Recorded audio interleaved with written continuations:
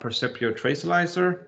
And before I get started, I will just mention a few things about myself. My name is Kristoffer Martinsson. I work as a field application engineer at Percepio, so I'm based in Sweden. I have a background in development tools for embedded system, where I've been working mainly on the debug and trace tools. And I'm just quickly going through a little bit about the agenda for today. And I will give you an introduction to Tracealyzer, and especially for those of you that are not familiar with the tool.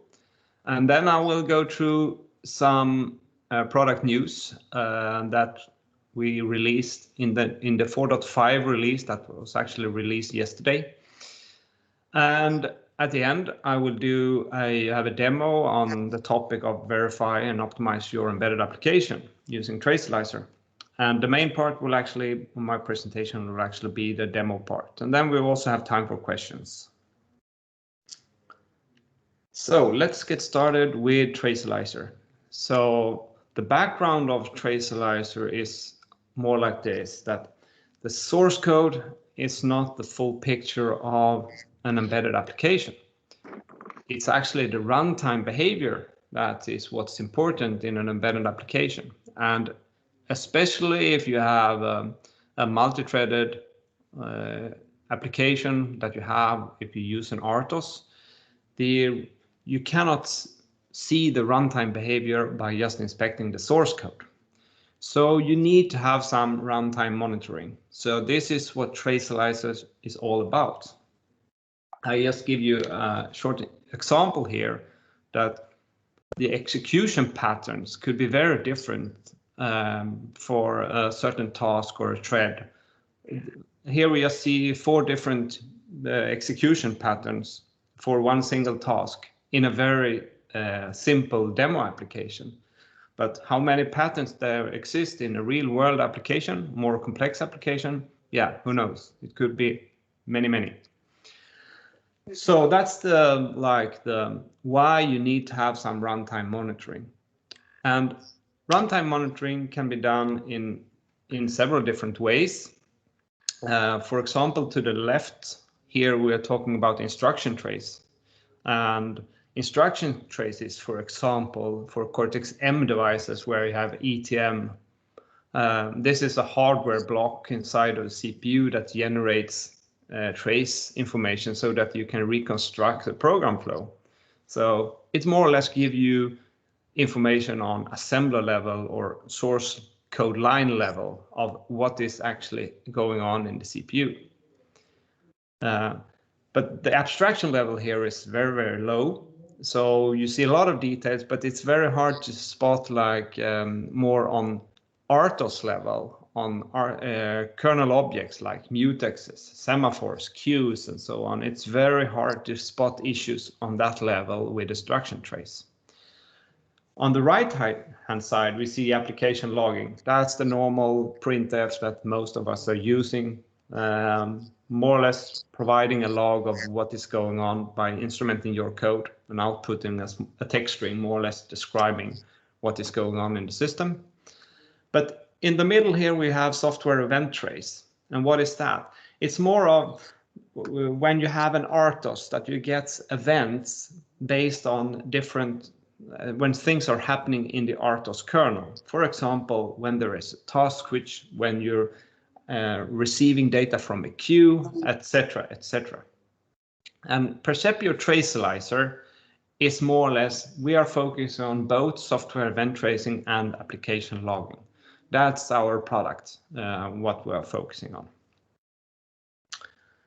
So Percepio Tracealyzer, here you see a picture of what the tool can look like. But this is the part that runs on your PC, and that's the part that we call Tracealyzer. So, but there is another part in Tracealyzer that is important, and that is what we call the trace recorder library.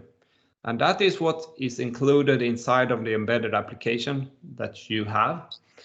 There are different trace recorder library depending on which RTOS that you are using.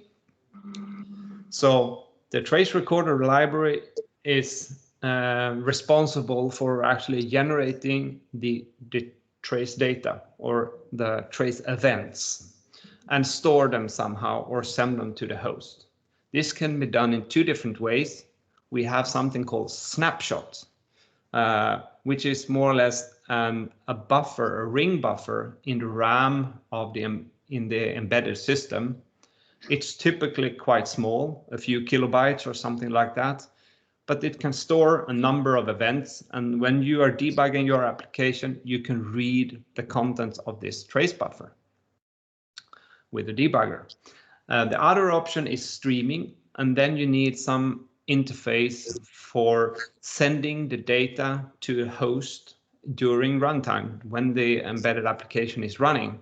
And this can be done in several different ways. We have support for streaming over TCP/IP if your embedded application have these kinds of features that can be used. It could be over a high-speed UART, serial interface.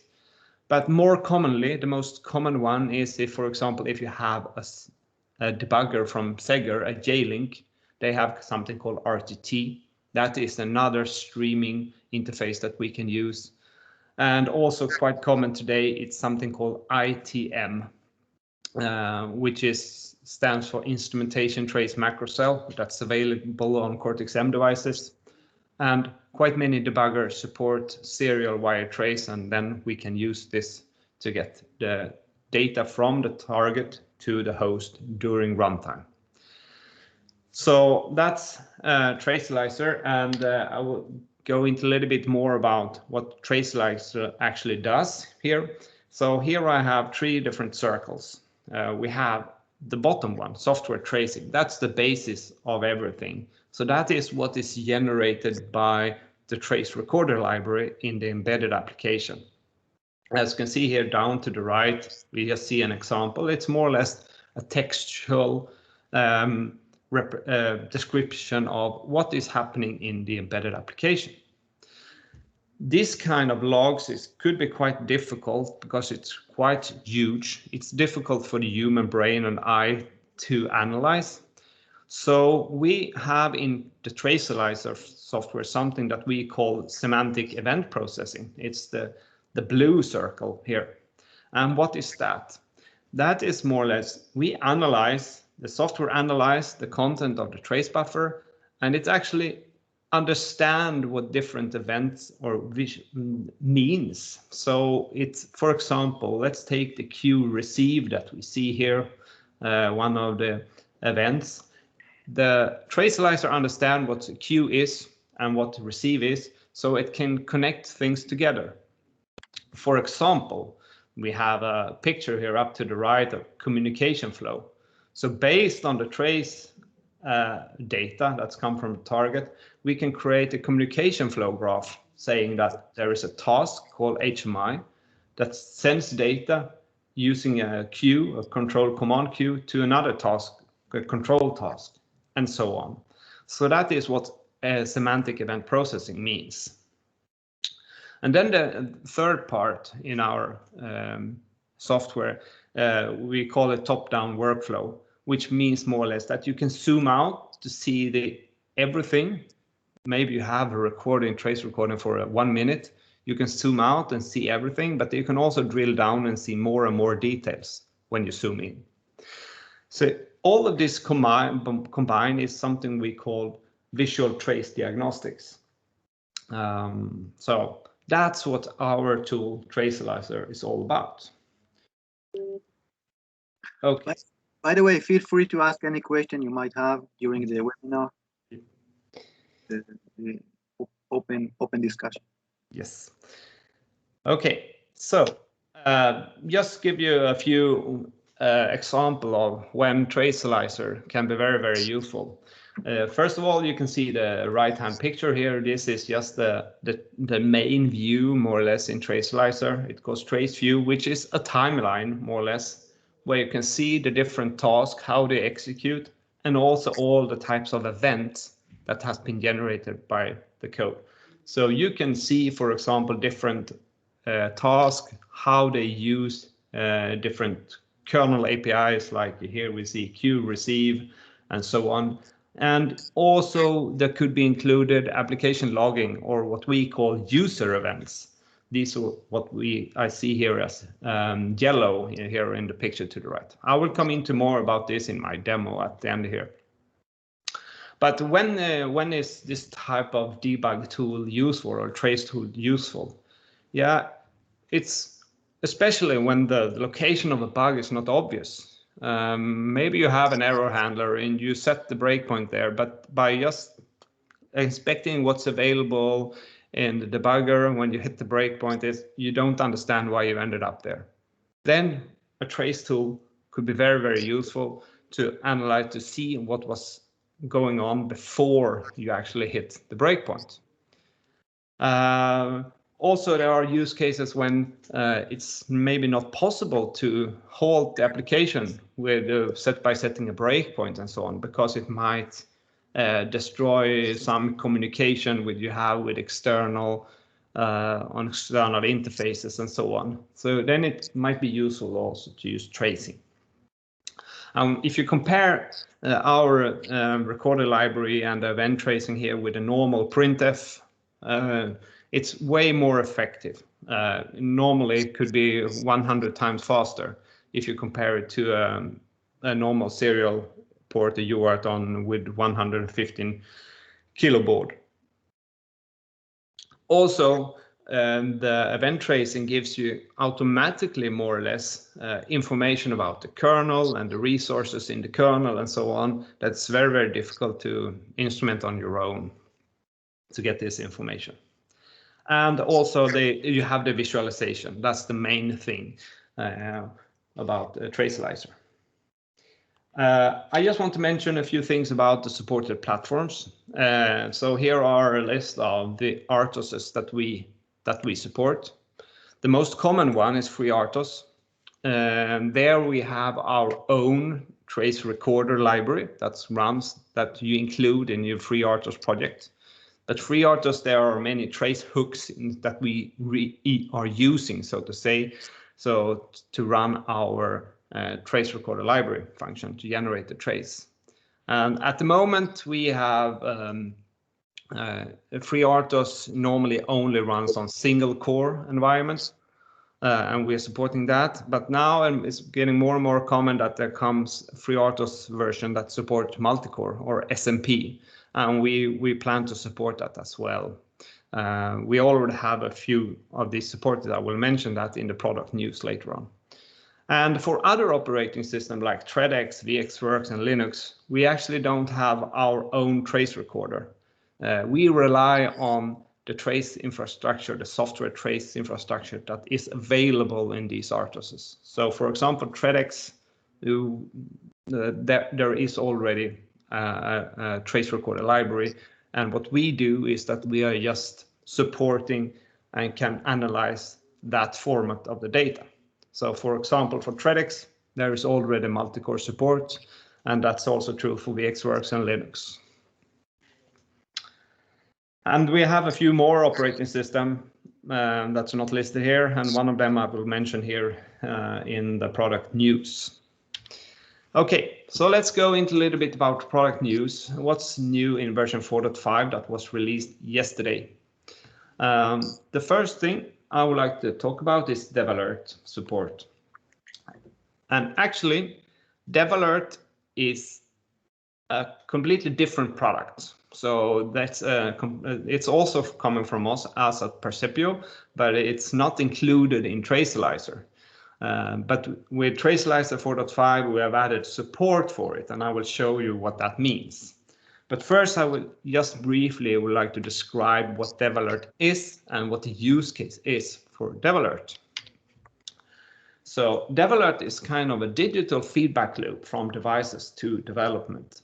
So let's consider a use case that you have 1,000 IoT devices that you have deployed.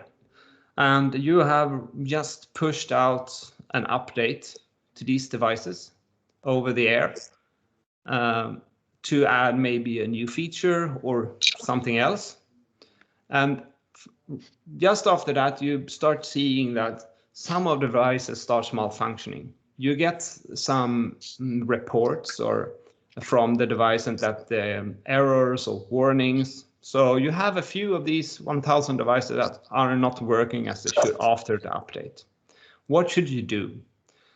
Yeah, normally how you would have like maybe you in your warnings and errors that is sent to the cloud, you might have some alert type indicating what type of issue or warning or error that it is, and you might have some symptoms, some data that you have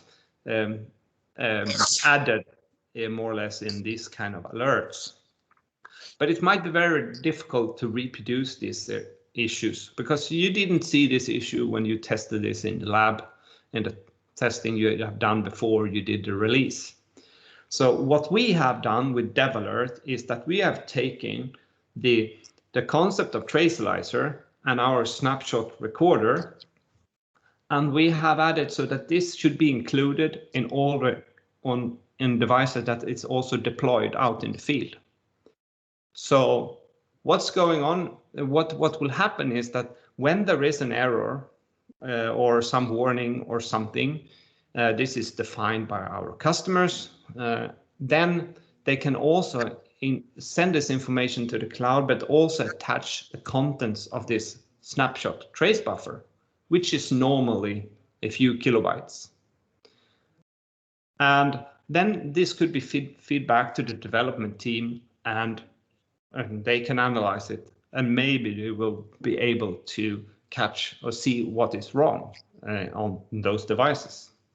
So what we have done in Tracealyzer 4.5 is that we now have support for DevAlert, meaning that we have a dashboard.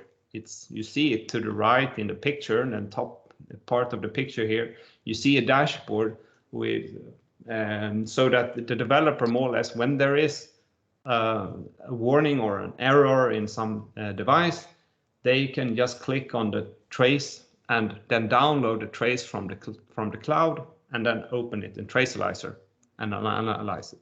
So this is DevAlert. And there is actually another use case for this that we see more and more commonly, and that is using Tracealyze in system testing and continuous integration. So in this case, maybe the data is not going to the cloud. It might just go to a computer in the test lab or something like that. So when the development team push code to repository, you have some automatic testing done. And if some test fails, included back in the feedback loop, you not only that it fails, but in the report, you also include the trace. So it can be analyzed in Tracealyzer. And just to show you a little bit how Tracealyze is built up, or how DevAlert is built up. So in your embedded software, you have the normal trace recorder library for continuous monitoring. So you record application events, API calls, task switches, etc. And this is stored in a circular buffer. And then you also have some software for generating alerts, that we call it. This is defined by the customers, when they would like to send an alert, if an error occur or a warning occur or something. And the alert normally contains some kind of alert type, some symptoms, like could be some data value, register values, and so on, and maybe also some firmware information, version, and so on. This is sent to the developer's cloud, so to say, that the normal cloud that the product is connected to. And the trace also is sent to this cloud, and it's stored there in that cloud. So there is no traces going to any perceptual cloud, so to say. But we have a service online in the cloud that a DevAlert service that you see up to the right, where more or less the only thing some of this metadata that is generated should be forwarded there to handle notification to development teams and so on. And then the developers can download the trace from the alert storage in the developer's cloud and so on. So this is the data flow of DevAlert. So that was very, very short about DevAlert. And as I said, with 4.5 version of Tracealyzer, we support a DevAlert dashboard inside of Tracealyzer. The next thing I would like to mention is our support for ESP32 microcontrollers. So ESP32, you maybe have never heard of it, but it comes from a company called Espressif. So they are making communication modules, normally in Bluetooth and Wi-Fi. So and they have a custom programmable core. So you can add your own application in there. So, but these are actually not ARM based. They have another type of CPU core or MCU core called Extensa. So with our support for Espressif ESP32, we have hardware support for Extensa LX6 and LX7 cores. And the hardware support, it's mainly that we have in our recorder library a way to get timestamps from some kind of hardware timer, because we need accurate timestamping. So we use some hardware timer. That's the hardware support. And we have also added support for Extensa FreeRTOS.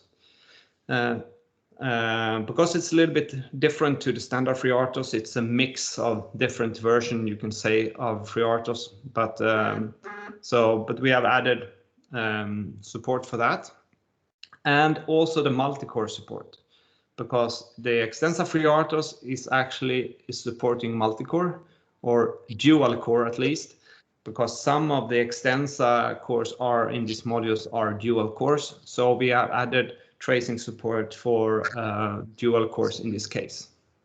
But unfortunately, so far, snapshot mode only supports single core, but streaming mode, we also support multi-core. And streaming is using one application trace interface that is available in the tools for the ESP32.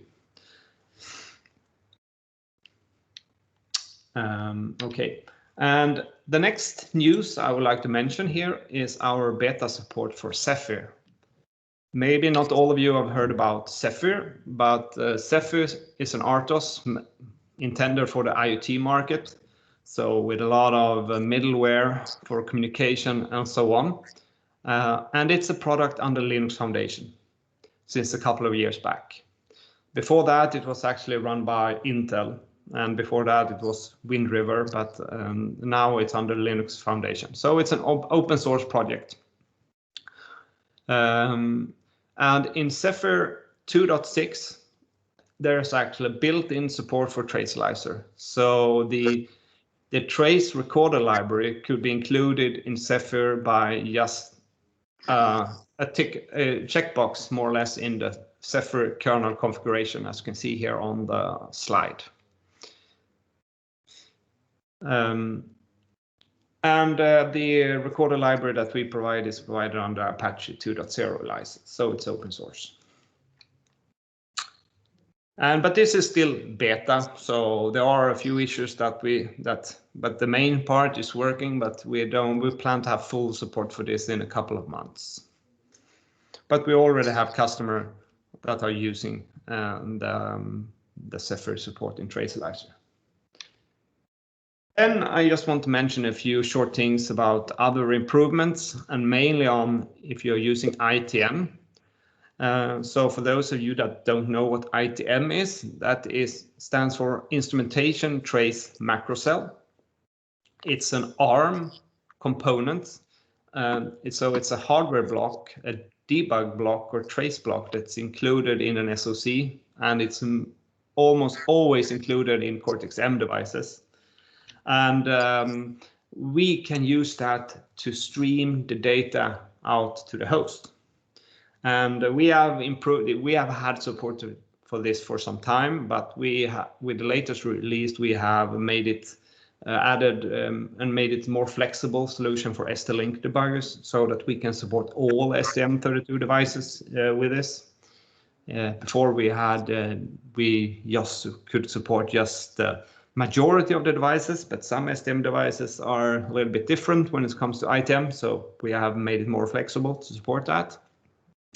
And we nowadays also include an example script for if you would like to use a Lauterbach debugger to stream ITM over a serial wire interface. And actually we have an application note describing how this can be done. You can see this on the link here. It's on our web page. And we have also a beta support for ITM trace using GDB. So in this case, we will attach directly to the GDB server that runs on your host to get the ITM data. So this will make it easier in the future for us to support many different types of debug tools. So it will be more hardware independent, so to say. But this is also still beta, but we have some using it. So that was all the news that I was going to talk about. So now it's time for my the demo part. So my demo, the topic of it is, as I mentioned before, verify and optimize your embedded application using Tracealyzer. And these are a few of the things that I'm going to go through here. So statistics reports to get an overview, CPU, analyze the CPU load, and analyze and verify maybe runtime behavior of a single task, and maybe also analyze service calls like API calls, mutex, semaphore, queues, and so on. And then at the end, I will talk a little bit about custom intervals, which is a very, very nice feature, I would say, if you have certain part of your code that you would like to analyze. It's a very nice feature. So I'm going to switch to Tracealyzer. So, and I'm going to start by loading a trace that I have already recorded. So the trace, by the way, was recording using a Seger debugger with RTT streaming, and it was done on FreeRTOS, running on an STM32L5 CPU. And I recorded roughly 1 minute and 20 seconds or something like that. So this is my recording. So let's say that you got the task to optimize and improve the performance of your application. Where should you start?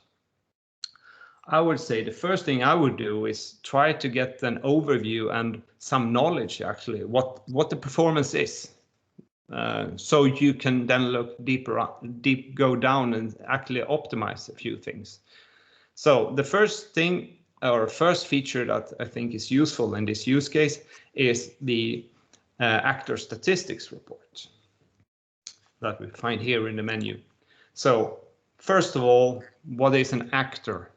Yeah, actor in Tracealyzer is what we call an executable element. So it's normally a task or a thread, but it could also be interrupt service routines and so on.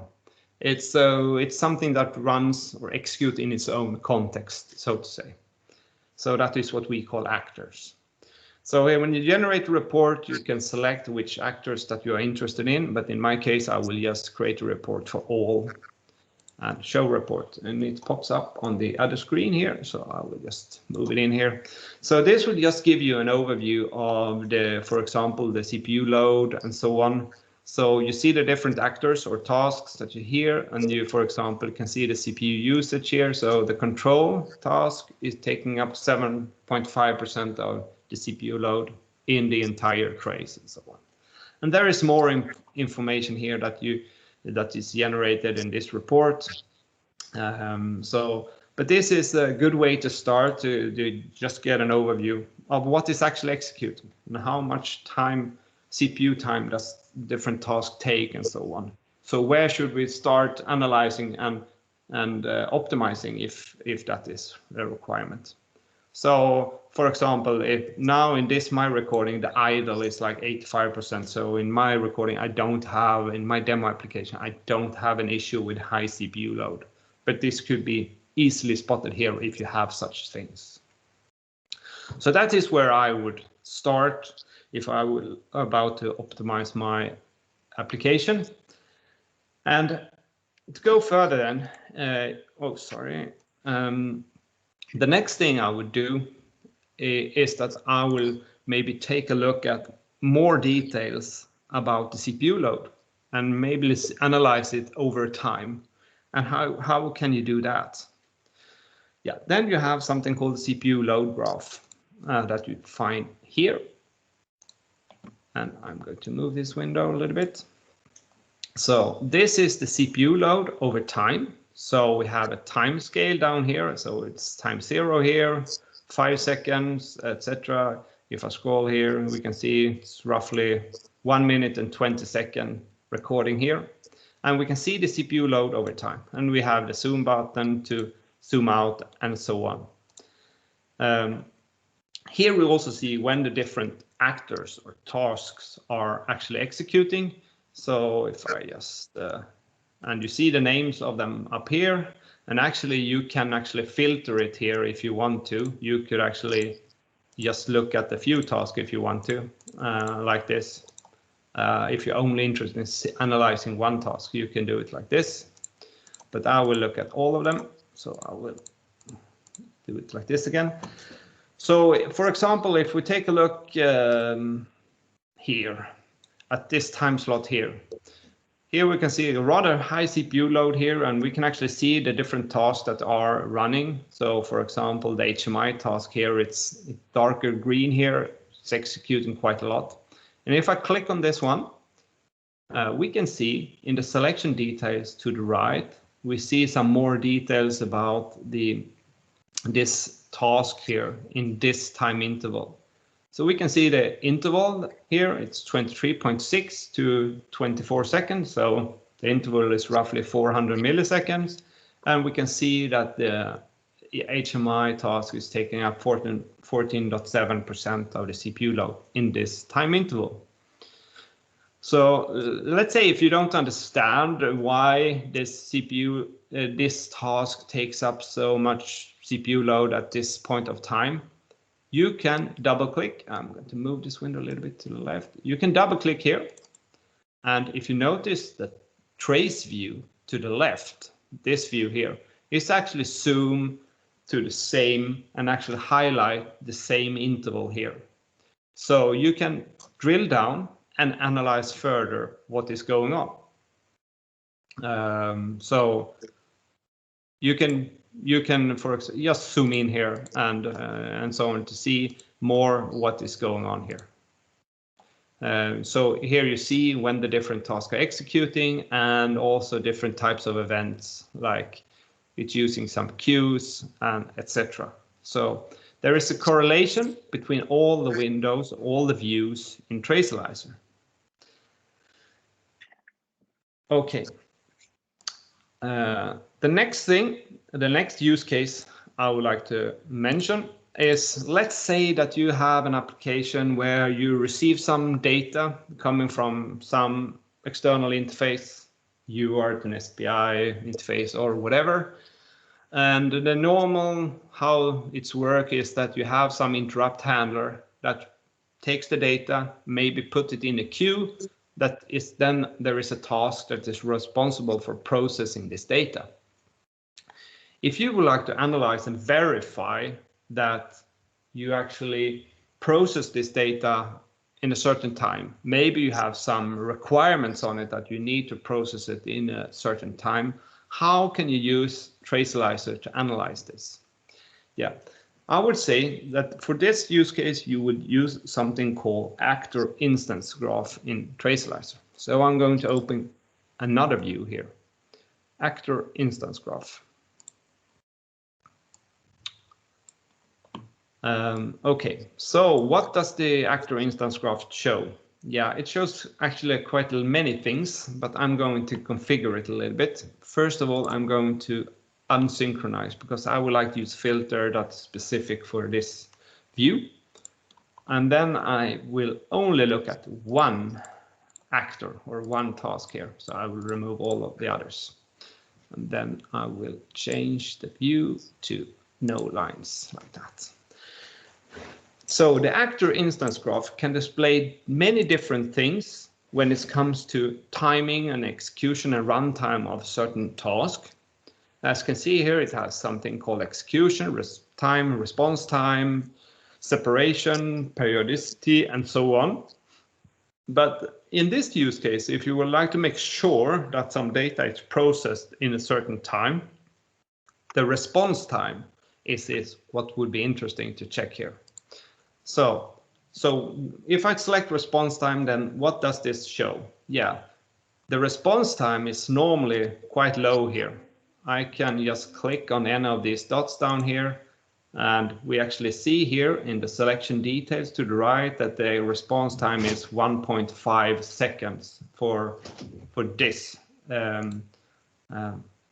dot here, or this event here, so to say. But you can also see the average and the highest and the lowest and so on. And as you can see, there are some of them that has quite high response time here. And it might be that you have some requirements and then you can investigate these further. But actually, I'm more interested in actually these. There seems to be some jitter down here because on this one, it was 1.6 milliseconds. And on this one, if I click on this one, it says down to the right here, 2.4. So what is going on here? Yeah, I'm going to double click on this one. And then I'm going to zoom in. And first of all, what is response time? Yeah, the response time is the time from, let's take that use case that I mentioned before. An interrupt handler plays some data in a queue, and then a task should process that data when it arrives in the queue. So the response time is that more or less the time from when the data is available in the queue and the task then would like to run, it would like to execute to handle this data. And then until it completes or go back to sleep, that is the time, that is the response time. So the response time in this case starts from here. This is the response time, the blue part here, the blue rectangle, and it includes two different things. You see the solid green here. That means that it actually are executing. The task is executing. But when it's like dotted green, white here, the start here and here in the middle, that means that it is ready to execute, but something else is executing. Maybe something else has higher priority or something like that. And that's actually the use case here. Here it wants to execute, but it's not allowed because there are some other tasks, the control task and some other task here that execute on higher priority. So the HMI task is not allowed to execute. So it actually doesn't even start to process this data that's come from the queue until down here. And then it actually gets interrupted again by some higher priority task until it completes down here. So the response time is the entire time here. And it's very useful to verify these kinds of timing requirements that you have, I would say. And that's the difference with execution time. Because if we take the execution time, we see that you don't see these jitters down here anymore. And that is because the execution time is only when you have a solid green here. So when the task is actually executing. So then the time where it's ready to execute is excluded. So that's the difference between execution time and response time. This view can also be used for another use case. Let's say that you have a use case where you have something should execute in a certain period. So you should have something that should execute every millisecond, every 5 milliseconds, every 10 milliseconds, or something like that. In the actor instance graph, it's easy to verify if this is the case. So I'm going to switch to another actor here called control, and I'm going to change to periodicity. So periodicity means more or less how often something is executing. So it's the time from when, so actually periodicity from ready is the time from one task becomes ready here, and then until the next time it becomes ready. That's the periodicity. So as you can see here for this control task, it's normally a very, very low periodicity here. It's down on 1 or 2 milliseconds or something like that, but quite often it actually ends up almost at 100 milliseconds here. So if you're interested in seeing more details, why is this happening, you can double click on something and it will zoom to that location. And it's quite obvious what is going on, because yeah, this control task, it's actually blocks for a queue. And then actually I would assume that we have a timeout value of roughly 100 milliseconds until then it's automatically timeout, so to say, after 100 milliseconds. So it's blocks that period of time. So that's the reason why you see different periodicity here for the control task. And just as we have difference in execution time and response time, you have with periodicity, you have from ready and from start. And that's the same thing here. So if you use from ready, then it's like you include the time where the task will wants to execute, when it's ready to execute. And if you use from start, then you measure from the point where it actually starts to execute. Okay, so that was actor instance graph. You might also have use cases where you would like to analyze and verify the usage of different kernel API calls. And how would you do that? Yes, we have a view called service blocking, or service call block. And you can use that to analyze the behavior of when you're using different kernel APIs or kernel resources. So for example, if we take an object here, I'm going to use the motor queue in this case. I'm going to make this one bigger. And let's say you would like to, so we have a motor queue, and you would like to analyze the behavior of when you receive some data from this motor queue. So I'm going to change the line side here again. And just like similar to the previous thing I showed here, we can see quite a difference in the time of how long it actually blocks here. So most of the time it blocks below 10 milliseconds here, but sometimes it blocks almost at 100 milliseconds. And again, you can click on any of these and you see more details in the selection details to the right. So here we can see that it blocks for 9.3 milliseconds in this case, and so on. And you can double click on one of them and zoom to that location to analyze further. So, okay, so let's take the last use case for my demo here. And that is, let's say that you have some kind of control application that controls some kind of machinery, a motor or something like that. And then you have in the control algorithm, it's more like a state machine that could be in different states, maybe starting, stopping, moving, or running, or something like that. And that's the different states that the machine could be in. And then if you would have some requirements, or if you would like to analyze that, for example, how long it takes to stop a machine, then how would you do that? Okay, I'm going to switch to my IDE here and just show you this, because this is what I've done here is I've been using our user events for this. So I have added in my code here, I've highlighted this vtrace print, where I output the state of my machine. So whenever there is a switch between the different states in my state machine, I output it and generate a trace event for it. So as you can see here, it is a switch case statement here, and we see the different states: init, starting, moving, stopping, stopped, etc. And how do you see these in trace recorder or trace analyzer? I mean, yeah, you can see them. You will see them here as yellow here. Now this is something else, but we can also look at this in the event log. And I'm going to filter this one, and I'm going to only look at the system state like this. So here you can see, we see all of these user events describing this state machine. So you have here at the beginning init, and then you go into the state stopped, starting, moving, etc., etc. But let's say that you would like to measure how long it takes to actually stop the machine. Yeah.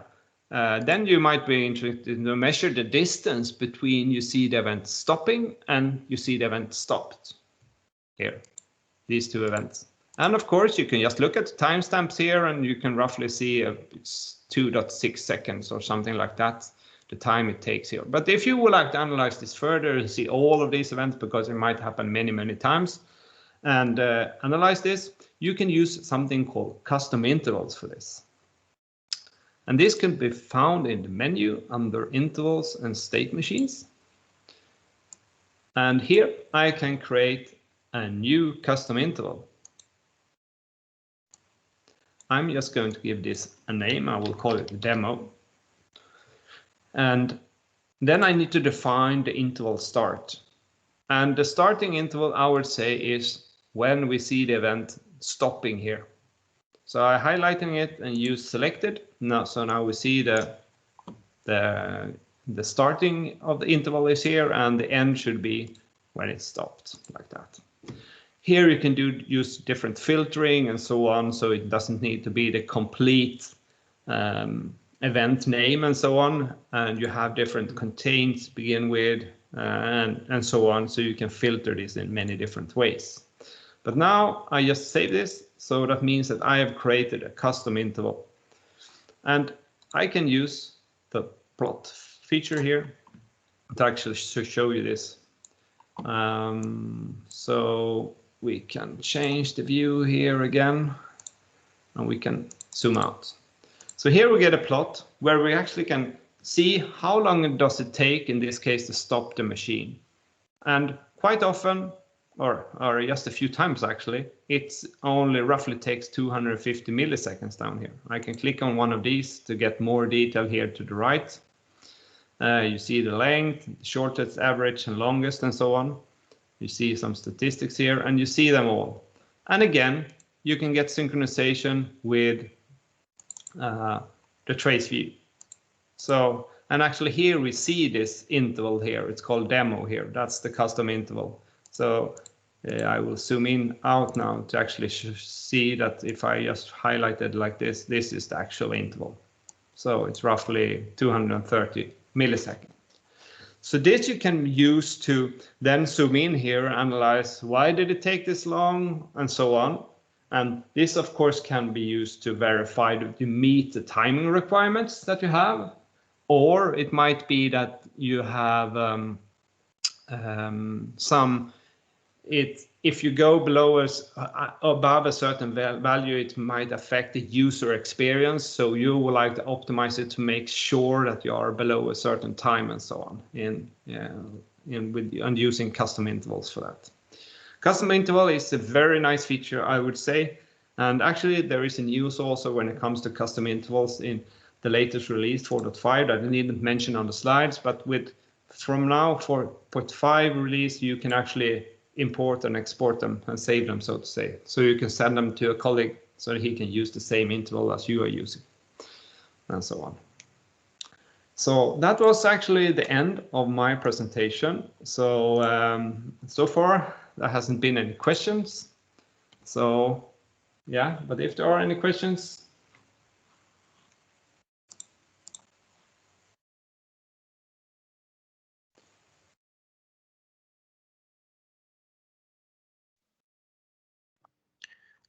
I have a question. How much memory is used by this util? On the embedded device, it's yeah, there are a few kilobytes for flash for the recorder library, and then there are a few kilobytes of RAM. And how much RAM is used depends a little bit on. For example, if you're using snapshot, it depends on how big the trace buffer should be. So that sets the RAM usage, so to say. But if you're using a streaming mode, it depends on the streaming interface that you are using. If you're using ITM, for example, for streaming, it's hardly any RAM at all. It's very, very little. But if you're using some other like RTT, you have a RAM buffer of a couple of kilobytes on the targets, so that's increased RAM usage a little bit, but it's roughly on a few kilobytes level. both in Flash and RAM. Okay, thank you.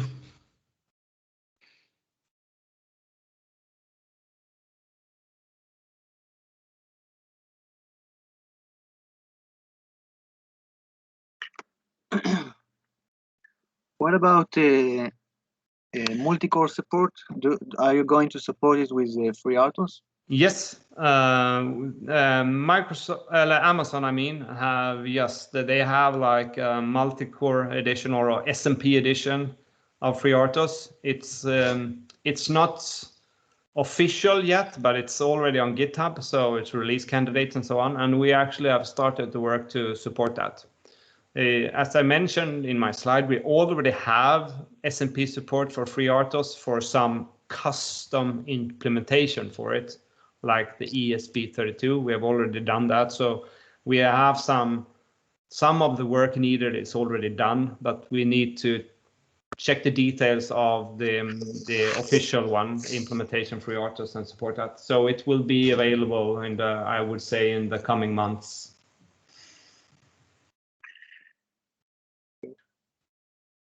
Excuse me, what about ST microprocessors and Azure operating system? Yes. Azure operating system, that's Tredex, or just a new brand naming of Tredex. So, and we already support it, as I have here. So we support Tredex today, but with Tredex or Azure RTOS, we are today at least we rely on the recorder library that is already included.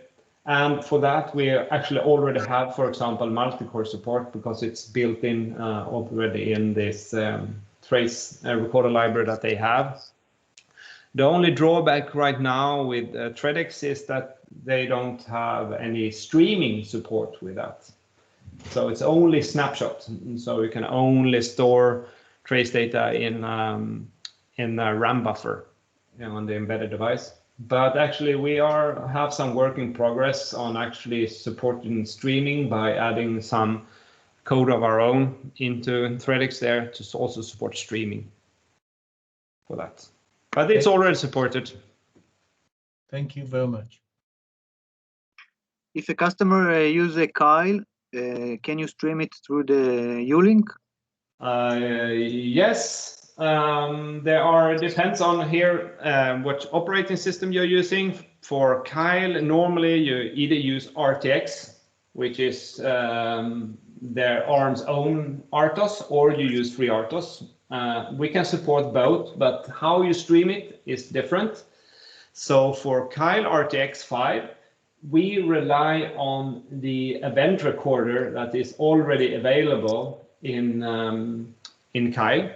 And we are using their kind of recorder library, you can say, and it can be streamed directly to Tracealyzer, and you can display the data and the trace in Tracealyzer. We have already built-in support for that. If you use FreeRTOS, there is also the possibility to use our recorder, and then you can stream it using ITM. We have actually an application note how to do that with a Ulink, Ulink Plus or Ulink Pro, and so on. So we have an app note how that is done, actually. So we support ARM Kyle, both RTX 5 and FreeRTOS. What about tracing with fast UART at about 1 mega or USB? Yes. If you would like to do streaming with our recorder for FreeRTOS, for example, the bandwidth that you need, it actually depends on your application, but normally it is enough to have like 100 kilobytes per second in bandwidth. And sometimes, depending on how much event is generated, maybe you need 200 kilobytes, but quite often 100 kilobytes is enough. And then if you have a high-speed UART, that is, the bandwidth could be enough for that. But we don't, since you need to write more or less a custom stream port where it's more or less like the driver how to use the UART. That's you need to write that on your own. but we have the infrastructure available, and there are some like templates of how to do it, because we cannot like support all the different UART controllers in all different MCUs, but it's possible to use. And for the USB example, we support USB CDC, so it's more like a serial UART over USB, and we already have that supported for STM devices. So we have examples and the how it can be done for STM32 devices. For others, yeah, it's possible to do, but this is again would require a custom stream port, which is possible to write on your own. Thanks.